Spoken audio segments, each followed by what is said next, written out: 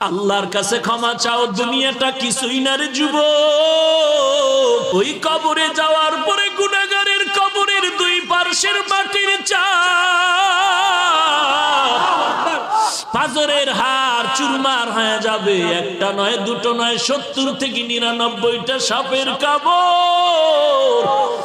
কবরের ভিতরে জাহান্নামের আগুন। এরে বান্দা, এখনো কি আল্লাহর রাস্তায় ফিরে আসবি না?